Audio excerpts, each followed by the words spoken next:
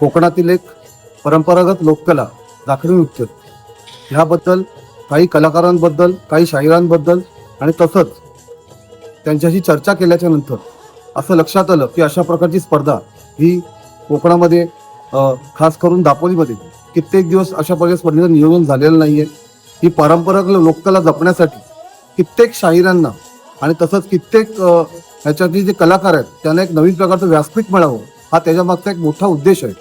आणि ह्या स्पर्धा आणि ह्याच्या माध्यमातून ज्या वेळेला नवीन नवीन शाहीर आणि नवीन नवीन कलाकार जेव्हा त्यांना एक व्यासपीठ म्हणून तयार होतील तेव्हा ते दापोली तालुक्यात नव्हे तर संपूर्ण महाराष्ट्रामध्ये अशा प्रकारच्या स्पर्धेसाठी जाऊ शकतील, मोठे होतील आणि हेच त्याच्या मागचं सर्वात मोठं उद्दिष्ट होतं. गणपतीचा सण आणि गणपती ही विद्या आणि कलेची देवता आहे.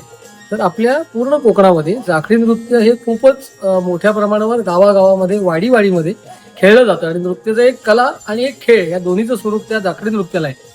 त्याला खूप मोठ्या प्रमाणावर म्हणजे आता 10 संघ या स्पर्धेमध्ये असणार आहेत, परंतु 20 ते 22 संघांचा आपल्याला स्पर्धेमध्ये सहभागी होण्यासाठी फोन आले होते. परंतु शेवटी वेळेचं आपल्याला बंधन आहे. वेळ म्हणजे सकाळी आपली दुपारी 1च्या दरम्यान स्पर्धा सुरू होईल, ती साधारण 7-8 पर्यंत संपायला पाहिजे.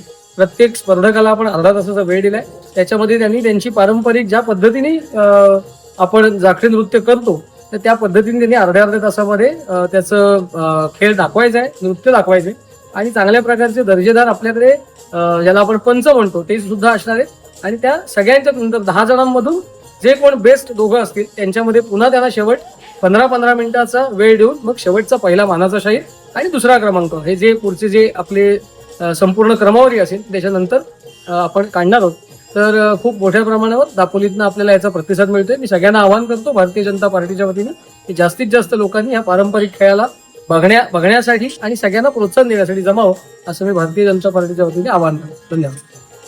की जास्तीत जास्त लोकांनी या पारंपरिक खेळाला बघण्यासाठी आणि सगळ्यांना प्रोत्साहन देण्यासाठी जमावं असं मी भारतीय जनता पार्टीच्या वतीने आवाहन करतो. या स्पर्धेच्या माध्यमातून या लोककलेचा आनंद घेण्यासाठी मोठ्या संख्येने आपण दिनांक 30 ऑगस्ट 2025 राधाकृष्ण मंदिर इथे दुपारी 12:30 वाजता मोठ्या संख्येने जमायचं.